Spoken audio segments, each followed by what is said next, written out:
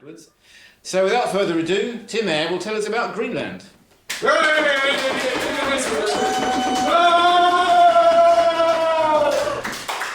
Good evening. Thank you for that rapturous welcome. So this evening we are going to talk about the nation of Greenland, a land of ice and beauty.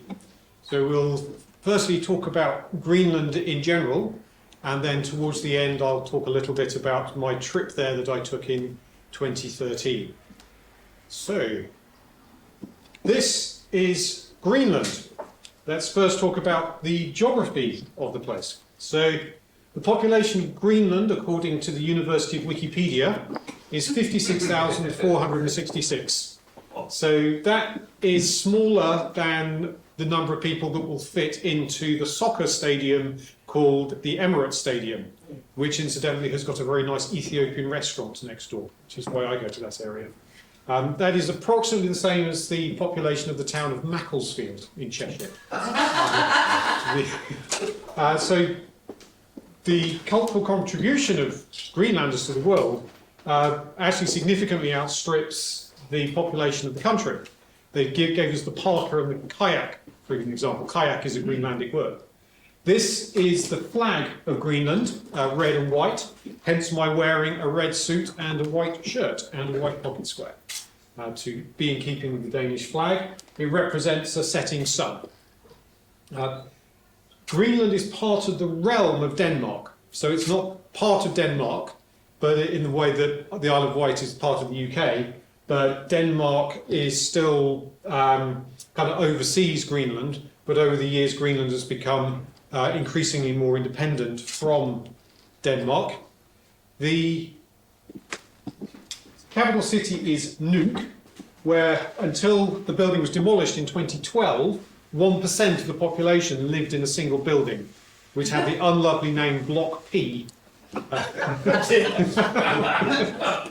which was entirely unsuitable to the Inuit way of life, as we shall see. Denmark sends Greenland $500 million a year in subsidy, and that represents about 20% of Greenland's GDP and about 50% of the public spending in Greenland. Now Greenland, here you can see I've put as an inset the Shetland Isles here to give you an idea of how far north Greenland is. So the southernmost parts of Greenland, where much of the population is about as far north as the northern parts of the Shetland. So it's not like vastly further north than we're experienced to seeing. You can actually get that far north. This bit of Greenland has been jokingly called the banana coast of the country. Greenland is actually the world's largest island. Australia counts as a continental mass rather than as an island, so Greenland is the biggest. The geology in Greenland is very old. So Iceland, which is sort of over here, has got famously new geology of volcanic eruptions and the splitting apart of the continental rift. Greenland, on the other hand, has got some of the oldest rocks in the world. It's a very old landmass, and the rock is very, very hard, and it's beautifully striated for some reason. I haven't never managed to work out what the geology behind it was, but I think there's a picture later that shows that. In fact, I may. Oh yes, and then another geographical feature is something called nunataks. So these, I took this photograph while I was flying over Greenland on my way to the USA one time, and like face pressed against the window, absolutely fascinated to see. And these are mountain peaks poking through the ice cap. So Greenland is covered in an ice cap apart from the fringes, which is where the 56,466 people live, mostly on the west coast. And you've got an ice cap, but out of the top of the ice cap, you've got mountains poking out. And of course the ice cap is however many tens or hundreds of thousands of years old. The mountains are millions of years old. So this geological phenomenon kind of gives you an idea of geological timescale, where the ice cap is far newer than the mountains, rather than it all just being a static thing that's been there all the time. So here's the sort of striated landscape. You can see you get these scatterings of islands, and then you sort of see these channels that are all going in one direction. So this is also the coast. This is the coast of Greenland, also on that overflight.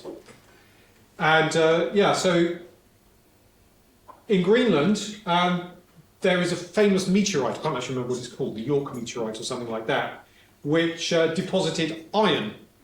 Meteorites tend to have a lot of iron in, and the Inuit have been known to make implements, in this case a harpoon, using iron from a meteorite. So they didn't have any kind of mining technology or anything, but they did hammer bits of iron that they found from this meteorite to help make tools, specifically hunting weapons.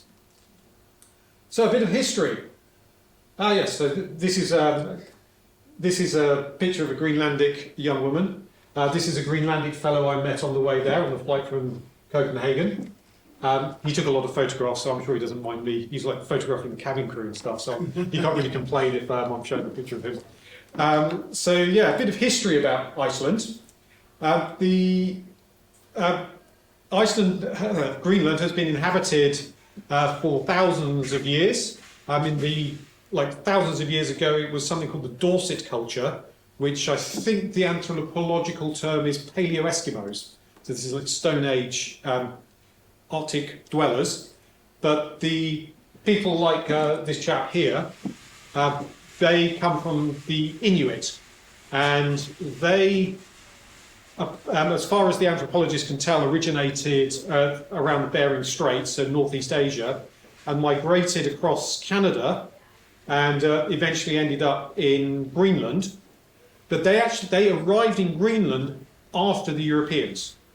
So Vikings showed up in Greenland when Eric the Red was exiled from Iceland for killing people, and he went over to Greenland, and by the year 1000 there were Viking settlements established in Greenland, and then the Inuit started to arrive around 1300, 1400 time, and the Vikings called them Scalings, which means wretches, which is a bit ironic because the Inuit thrived in that climate and environment, whereas by 1500 it appears that the Vikings had died out. So it's actually a historical mystery what happened to them.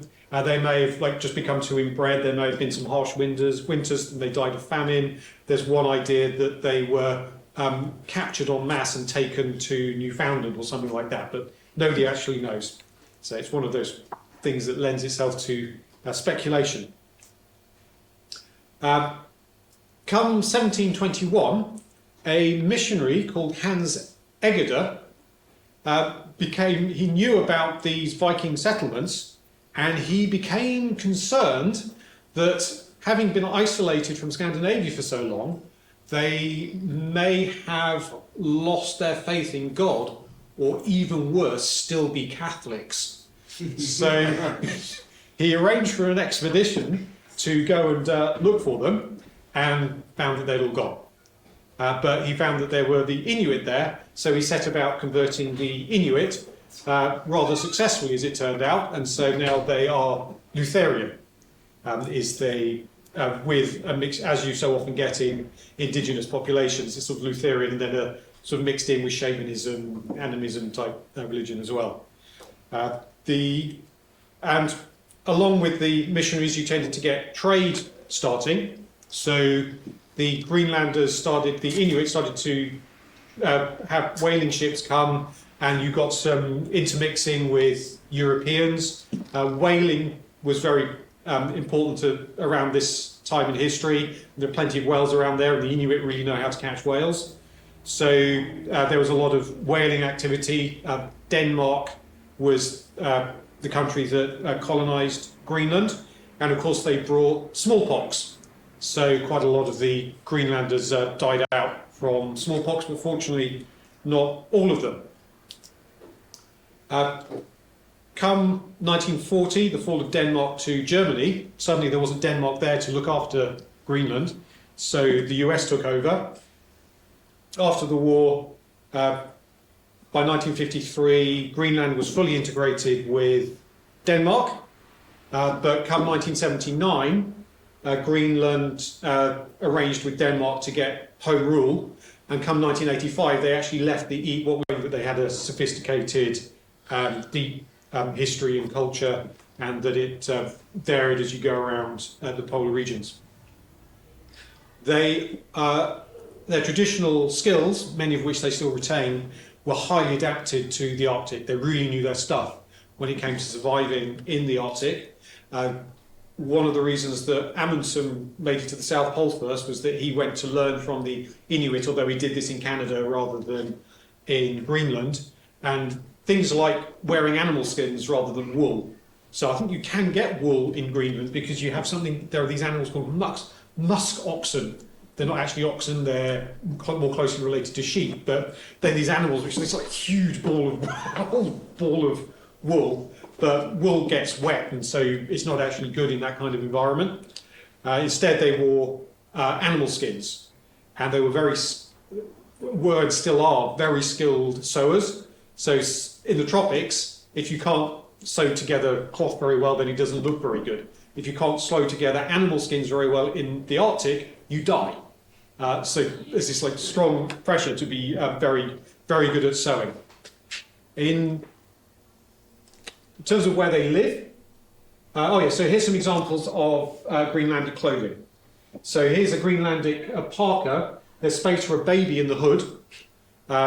I once read a story about an expedition who took some Greenlandic men and women with them, and they got stranded on an ice floe. They was like floating in the ocean on a piece of ice, and there were relations in the group, and some of the women had babies, and they thrived. They had the skills to be able to raise babies in the middle of the ocean on a piece of ice.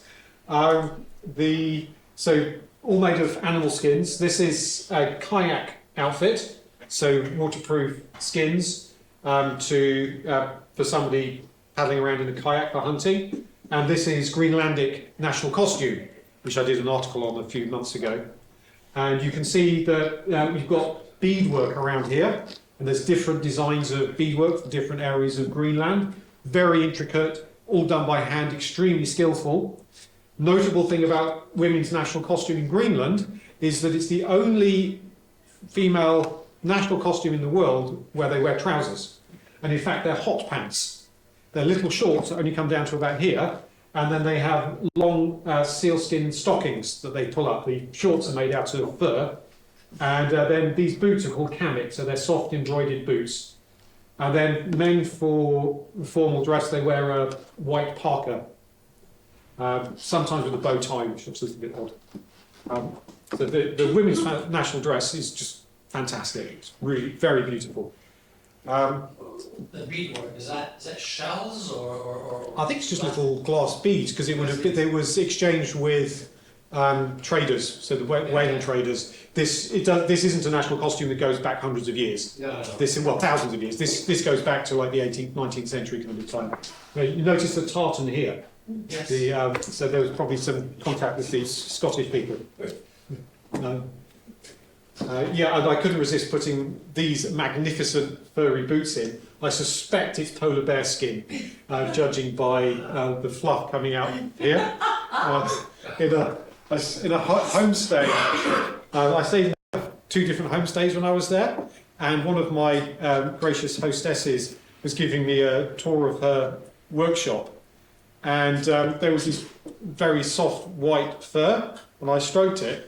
And she only spoke Danish and Greenlandic. I didn't speak either. But I said, hund? I'm thinking, that means dog. And she said, nee, iceball, meaning polar bear. So I was stroking some polar bear fur. I was like, this is not going to ingratiate me with the liberal intelligentsia of Islington.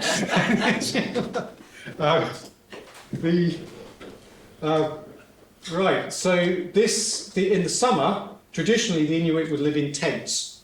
And the tents were made out of animal skins, about 10 seals worth of animal skins. They were portable, Inuit was semi-nomadic, and the trees don't grow in Greenland. So for the frame, they would use either driftwood or whale bones. So an interesting thing about Inuit culture is the number of things that they use animal products for. And so using them for making tents and things like that because whalebones are enormous, so you could do that kind of thing.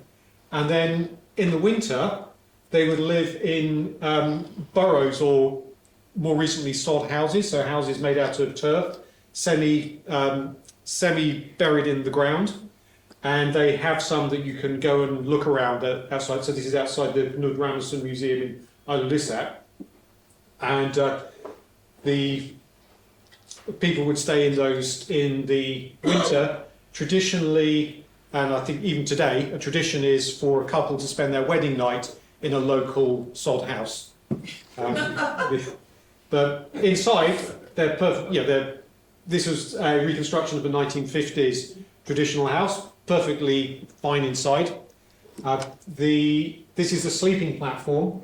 Traditionally, Greenlandic families would sleep together on a single platform. It kind of makes sense for keeping warm. Before things like central heating, the Inuit, to keep warm for cooking, they would burn whale blubber because there isn't any wood around. They would burn whale blubber, but you can't burn that indoors because it makes an enormous amount of smoke. So what they would do is light a whale blubber fire outside, put a stone in it, plenty of stones around, heat it up, and then bring the hot stone inside to cook on. It's just like fantastically cleverly adapted to the very harsh environment. Modern day Greenlanders live in prefabricated houses. So this is Uummannaq, and you notice this island is just made of rock. It's not. I remember this was actually the place. It was reading about this that really inspired me to go many years ago.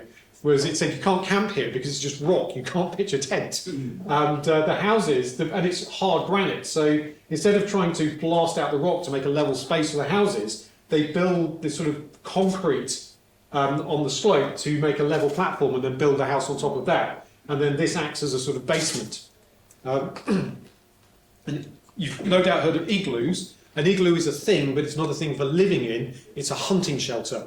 So one of the hunting skills that Greenlanders have is to build a shelter in, I don't know how long it takes them, 15 minutes or something, to sleep in overnight while they're out hunting on the ice. This is, a key part of Inuit culture in Greenland is dog sledding. So in places like Alaska, they're more into their skidoos, the snowmobiles and things like that.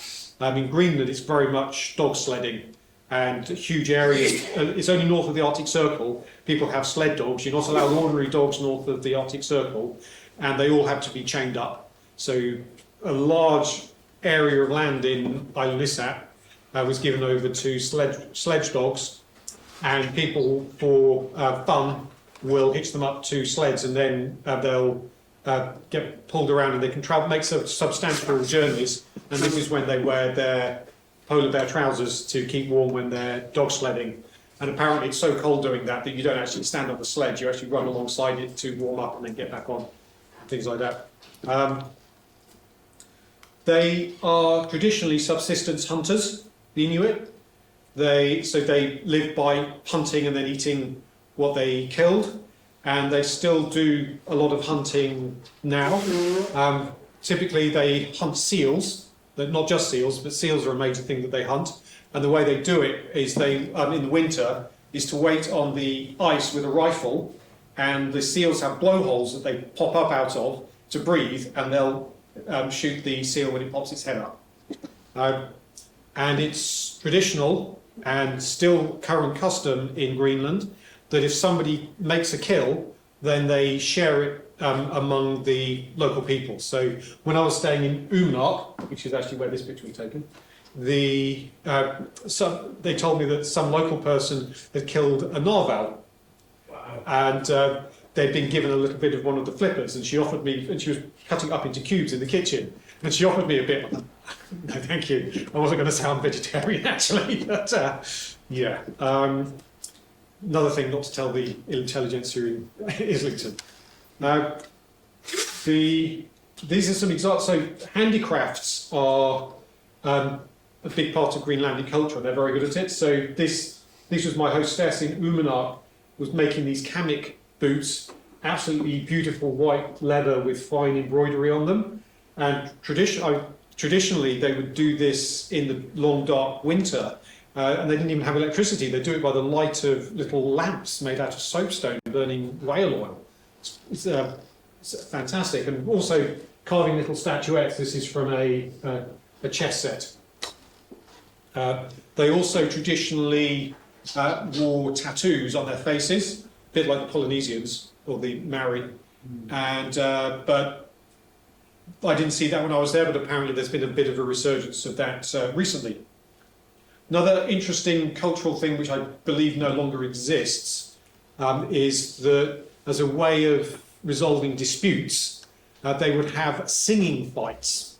Where, Like a rap battle. yeah, I guess that would be. Yeah, and they would resolve a dispute by having a singing competition, so which is much more pleasant than a means of, say, the blood feuds that you get in places like Albania.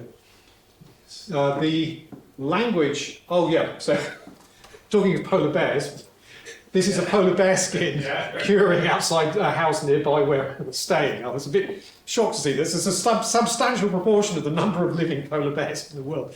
But you kind of, because of the destruction of the habitat as the ice melts, polar bears live on ice and that's melting. So they're actually being forced to go on land to look for food. Yeah. And because they can kill people, people end up killing them first. So yeah, it's all generally a very bad situation. Can you eat polar bear? I know not those eating liver because it's incredibly toxic. But, Yeah, I don't know actually. Yeah. They're kind of the same way as the Inuit. They wait for the seals to come for a breed. And Yeah. The language. Do I have? Oh yeah, there's a dog sled, and here's some dogs. Get some puppies in. You don't want to go near them. They're working dogs, so they don't treat them as pets. So when they reach the end of their useful life, they dispatch them, and they also don't feed them every day, so they don't get used to getting food every day. So when they're out hunting with the dog sled, the dogs aren't expecting food every day. They're like soccer. So this is a patch of flat ground, no grass, but patch of flat ground. The language in Greenland is Kalaallisut, which is an Inuit language. I know two words: Mamapok, which means delicious. I thought at first it meant good, but it doesn't. It means delicious. So I was calling like, oh, Mamapok. What? And Tuluk means English person or British person, and apparently it's not clear where that came from. One person has suggested that it's from the name of a Scottish ship's captain or something like that. But anyway, that was when people would sort of ask me something which I didn't understand, but it was pretty obvious that they wanted to know where I was from. It was quite easy to say Tuluk. Greenlandic is an aggluterative language, so you may have heard the story about Eskimos have lots of words for snow. This actually comes from the fact that they'll glue words together, a bit like in German, to make a very long word. So wet snow, dry snow, frozen snow, you would just make one long word, so that's perhaps where this idea comes from. It is widely used in Greenland, so it's not just a cultural curiosity. People do speak Greenlandic in their daily lives, and signs are up in Greenlandic. The second language is Danish. So younger people speak English, older people speak Greenlandic and Danish. Younger people, I don't know, they might speak all three. They certainly like soccer. Right, I was talking about clothes. The clothes that people wear in daily life tend to be outdoor gear because the climate's pretty harsh. North Face, stuff like that. I think Marmot was the popular local brand. The exception to that, when I saw like teenagers, some of them would wear gangster rapper gear with South Central Los Angeles, Greenland, quite a big cultural gulf there. Greenland does have serious social problems. Probably down to the destruction of the traditional social structures that they had. Things like trying to move people so that they're not like spread over thousands of miles. Part of the capital city, Nuuk, is only 18,000 people. Surely it would be so much easier to administrate everything if you move them all close together. But that's just not how they live.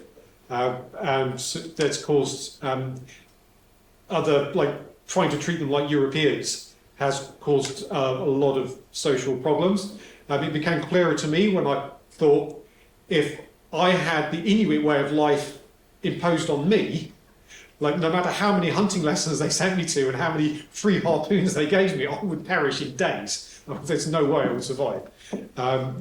In the 1980s, alcohol consumption was up to 22 litres of pure alcohol per person per year, which is double the current UK consumption. Fortunately, that has gone down, and that wasn't so much social drinking. There was a lot of sort of alcoholism, binge drinking, and so on. Hunting is sort of considered as a basic human right. If you go to prison, you are still allowed to go out to hunt under supervision. But this is because it would be inhumane not to allow somebody to go out to hunt. But if you're serving a trial for murder, which unfortunately is quite common in Greenland, then you will go to prison in Denmark rather than in Greenland. In Ilulissat, where I spent most of my time there, the only building that's not made out of wood is the police station. As well as alcohol, though, people do drink a lot of coffee. So they have a little ritual called a cafe mick, which is sitting around drinking coffee and eating cakes. Scandinavia in general, people drink a lot of coffee. Finland is actually the heaviest consumption of coffee country in the world. Greenland must be up there as well. I drank too much while I was there. Makes me a bit anxious. But clubs and bars in Greenland, my guidebook warned me that if you go to a bar, then expect trouble. And I didn't go to any, but a colleague of mine did some professional work there. He was installing some equipment, and he went to a bar after his day's work and almost got glassed there. So, yeah, that confirmed what I'd read. The Danish economy, they use the Danish kroner as their currency. All the land is owned by the government, so no individual owns land there. Instead, people rent their land or houses off the government. This is an example of the sort of thing that's led to these cracks in Greenlandic traditional culture, because suddenly they need to have cash. You can't just live by hunting and building your own shelters. You need to have cash to pay for somewhere to live. So that breaks the subsistence hunting model. Food there is very expensive because everything's got to be flown in. Not very much grows there, other than killing seals and so forth. The exports of fish, especially halibut, I think prawns, and there's some mining. There's quite a lot of Chinese involvement with mining in Greenland, so they have minerals, but they don't have the expertise to extract them, so they have to partner with other places. There is certainly no rail network and no road network either, so you can't drive from Kangerlussuaq to Ilulissat or anything like that. There's streets inside the larger settlements. Smaller settlements don't even have streets, and they don't really need them. And you'll get the longest road will typically be the one to the airport. And people get around by plane and boat, even their own boats, or dog sled when there's ice. People who can dog sled will get from one place to another by dog sled. All this flying, of course, accelerates the melting of the ice. But they're certainly not the biggest culprits there when it comes to emitting carbon. I once read that their carbon footprint per head is about the same as the UK, which is about half of that of the US. Okay, we'll talk a little bit about my own trip there now. So the logistics of, these are the main places I went to. Is the nicer bit the permafrost? This is not permafrost, all of it's permafrost, Okay. but this is the ice cap. That's actual ice cap. It's actual ice cap, and so the logistics were quite complex, so you can only fly to Greenland from Copenhagen, so I had to take a completely separate flight to Copenhagen with EasyJet, stayed overnight there, and then I flew I remember going to a travel agent and asking about flights to Greenland. It's like, what's the international airport in Greenland? It's not actually the capital city. I didn't go to the capital city of Nuuk. It's Kangerlussuaq. And Kangerlussuaq means long fjord, and it's sufficiently far inland that it's not subject to as the more unstable climate you get by the sea. So and it's where there was a US military base. Population is about 508. So The smallest place in the world without international airport. yeah, so there it is. There's the settlement. Wow. I remember arriving there, beautiful sunny weather, and it'd been a logistical headache to get there. As soon as I got off the plane, it's like, that was all worth it, just to see this. If I fly back now, it will have been worth coming here. I had to stay overnight there before I flew to Isla Lissat, and it was absolutely phenomenal scenery. There's the long fjord going off there. One way of getting to civilization when people go to Greenland is to hike from here to a place called Sisimiut, and that's a 10-day trek, which I didn't do. Instead, I flew to Isla Lissat, which means there are icebergs. So this is famous for its ice fjord, which is this. That's a photo by me. And it's a fjord which is filled with seawater, and then there's a glacier at one end. And when the glacier calves, the bits of ice are taller than the water's deep. So the fjord gets choked with ice, and it is an absolutely astonishing sight. Apparently it's the only one outside of Antarctica, and it's thought that the iceberg that sank the Titanic came from this fjord. Around Isla Lissat there are some marked trails, so I followed those marked trails to look around. The strong feeling that I got there was somewhere like London, you just feel like nature had been completely blatted over, and even in farmland, like nature has all been turned into something for our own bidding. But in Greenland, it was like a vast wilderness, and then there's these little bits of humanity that managed to cling on in these little bits. But just walking out of town for 20 minutes, you were suddenly in complete wilderness, and it was absolutely silent. All I could hear was the tinnitus in my ears. Not even birds singing, and when the wind was still. Because of the permafrost, I was there as the snow was melting. The snow just sort of melts into the tundra, and then it doesn't drain away. So you sort of end up with this sort of marshy soup, and that's ideal breeding grounds for mosquitoes. And because you've got 24-hour daylight, it actually gets fairly warm, and you get huge clouds of mosquitoes, which can actually be quite dangerous. They can suck so much blood out of you. But I was there too early for mosquitoes, so I missed them. In Isla Lissat, I also stayed in a homestay. It's absolutely spick and span. Very nice place to stay, much better than staying in a hotel. Then from Isla Lissat, I flew to Uummannaq, which we saw earlier, which is this island, which is this mountain sticking out of the fjord, here coming through the cloud. I flew to a different place first, and then got a helicopter over from, I can't actually remember, Okkasut or something it was called, I can't actually remember what it was called, but had this absolutely spectacular helicopter flight over to Uummannaq. And the reason that there's no airport on Uummannaq is because there's not enough space for the flat ground for it. It was originally a whaling station. The biggest area of flat ground is used as a football pitch. And from Uummannaq, you've got the site of this uninhabited island. It's 1,400 metres high, so nearly a mile high. And while I was there, I was only there for 3 nights, which wasn't long enough. I heard this kind of huge thunderous sound, and I looked round, and there was an avalanche tumbling down the front of this island. And that is something that you see, which is an apt use of the word awesome. I could say, oh, I've got a new app on my phone, it's awesome. No, that is awesome. So the name of the island is named after this mountain, which it means heart-shaped mountain. And I think they're referring more to the blood-pumping organ of a seal rather than a Valentine's clock, but maybe that is a Valentine's clock, I'm not sure. So again, here I did some hiking. I got quite close up to this mountain, and it clattered because there were little bits of rock falling off it. So there was this continual sort of clatter as rocks fell down the front. My host told me that he'd actually climbed up there, which I was very impressed by.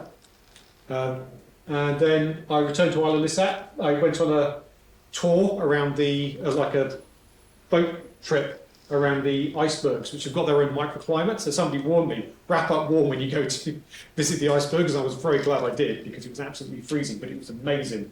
I kind of thought that with the strange abstract shapes that I saw in the icebergs, that an abstract sculptor would just like throw their hammer and chisel over the side, say, I can never do better than this. Of course I saw the midnight sun, so this is Isla Lissat at 11:30 p.m.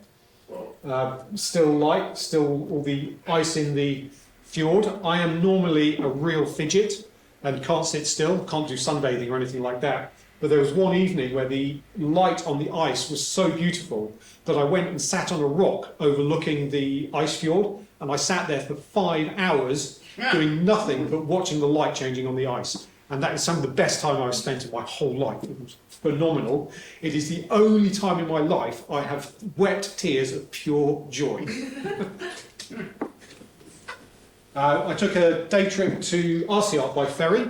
So this is me on the way there. As you can see, I'm well wrapped up because it was cold. That was the boat went around a region called Disco Bay. So there's a bit of Greenland called Disco Bay, named after Disco Island, where there was a town of about 1,500. It was a coal mining town, and it was forcibly depopulated. They decided coal mine isn't economical anymore, and they forced the people to leave. And this was in about 1972, and then quite a lot of resentment. And then in 2000, there was a major tsunami caused by a landslide, which would have killed many, many people in the town if they'd still been there. So it's difficult to know what to make of that. Arciot means they're the spiders. Their emblem is a spider's web, but the spiders actually live underground. It's too cold to have spiders' webs and so on. It's just there's a colonial core to it. So these are some old colonial Danish houses from when it was a whaling station. It's actually just a little flat island. It's not a particularly remarkable location in terms of geography, but it was certainly a fun place to spend a day. And the ferry trips in each direction were phenomenal. Then the one other place I went to was Oquatsut, which is about a 22-kilometre walk away from Isla Lissat. And I got a boat trip there, had a little tour around the town. You can see there's no streets here. Population is 29, and they have 2 football teams. So basically almost everyone. Yeah, that's how much they like soccer. Lovely place, and then my plan was to walk back. Yeah. 11 aside, I'm assuming. Yes. So my plan was to walk back to Isla Lissat, which I did, but a heavy thaw was in place, and I reached a river, which normally you can there's a sort of footbridge over, and but the water was too high and I couldn't cross it. And my flight home was the next day, so that was quite a problem. But fortunately, I managed to hitch a lift with some very, very kind locals who were having a picnic at their summer house or something. And I've barely been more grateful for anything in my life. So, in conclusion, yes, this is some fish drying in Oquatsut. So this is a traditional kind of thing, these wooden frames drying fish in the sun. Oh yes, and then, I couldn't resist putting this in. This was the local schoolhouse community centre. They had an Agatha Christie novel, and then there were none, in Greenlandic, which I was impressed to see. The Greenlandic literally transliterates as several murdered people among us. I managed to figure out. I'll finish with another picture of some puppies, because people like puppies. So in conclusion, Greenland is a huge country. It's a little known country. I saw some maps in the airport where there were bits where it said unexplored. Wow, mountains just unexplored. But despite being a big country geographically, it's got a tiny and fragile culture, and the nature's very fragile as well. And as I keep mentioning, it is stunningly beautiful. So, thank you very much. Yeah.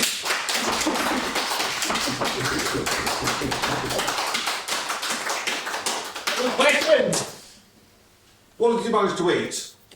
I ate chocolate, Ritter Sport chocolate, and nuts and raisins, junk, basically, just what I could buy from the supermarkets and not have to cook. Eating out wasn't really an option. It was things like muskox steaks and whale and seal and things like that, which I wasn't going to eat. There was a Thai, for some reason, there's a Thai community even in Ilulissat. So I did go there one time and have, I think a couple of times, and she cooked me a veggie burger. I said to her, it was called Cafe Hong Kong, and I said, "Oh, you from Hong Kong?" She's like, "No, Bangkok." I was like, "Oh, okay." I was like, "How did you end up here?" And she said, "I don't know." I was really drunk. Yeah, I just woke up here. But yeah, so it was a really like basic kind of greasy spoon cat type of place with the most astonishing view over the ice fjord. Yeah. Are there all the people that live there other than the Thais? Yeah. Inuits? Are there a lot of Danes or? Yeah, there's I think it's about 7% of the population is Danish, Scandinavian. Okay, so small. So it's a fairly small population. Most of them identify as Inuit, but they call themselves Greenlanders because there is like it's a bit like Mexico where you've got the strong intermixing. Okay, okay. So, what are the sort of distances between those cities or towns that you... Towns. So from Ilulissat to Umanak, I think it's 300 or 400 miles. So it's substantial. Yeah, that's hundreds rather than thousands, but yeah, maybe 200 miles, something like that. That's Disco Island that I mentioned, and that's called the Umanak Peninsula, uninhabited. Now, just here near Umanak, some hunters found some mummies dating back to the 15th century of some Inuit who'd buried a child and some adults, and they'd been mummified, and so that it made the cover of National Geographic. Do people actually travel much in Greenland, or are people quite sort of locally orientated as a result of the problem? 200 miles to buy a pint of milk. Well, exactly, Yeah. yes. It's, I think they do travel. Yeah, so while I was there, I talked to somebody who was flying to another settlement, and I think they go out on hunting expeditions. It's kind of in their nature, so they'll go on a boat, on their own boat or a friend's boat, and they'll go out and spend days or even weeks hunting. That's in their nature, is to sort of go out or by dog sled and go out on an expedition.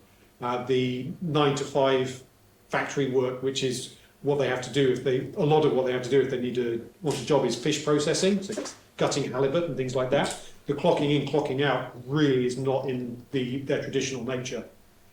So yeah, I think they do but it's going to be more local travel rather than, up here there's a place called Karnak, which is the northernmost settlement in and people won't be.